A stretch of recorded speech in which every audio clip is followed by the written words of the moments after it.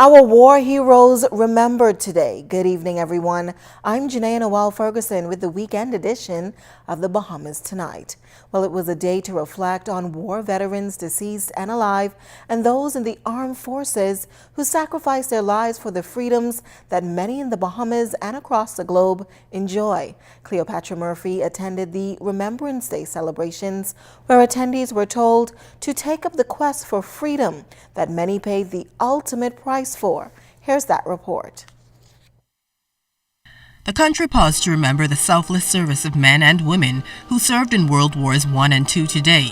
The tributes began with a solemn service at the Bahamas Veterans Cemetery, where wreaths were laid at a memorial for the deceased before members of the Royal Bahamas Defense Force and Defense Force Rangers marched to Christchurch Cathedral for the Remembrance Day Service.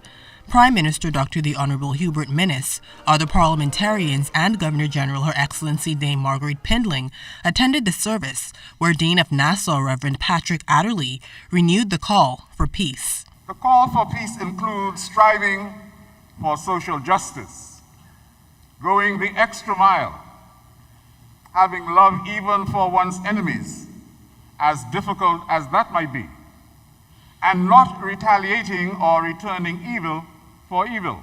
The Christchurch Cathedral rector says the quest for lasting peace continues. As is fitting and proper, we remember and honor the struggle, the patriotism, courage, and sacrifice of those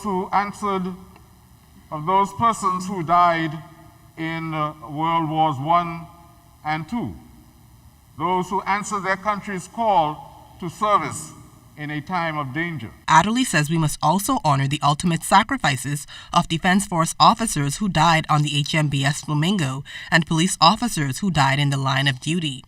He says peace is an ideal all should strive for and challenge Bahamians to recommit to the cause. In many places where there are armed conflicts, we have seen atrocities, great sufferings, and dislocation.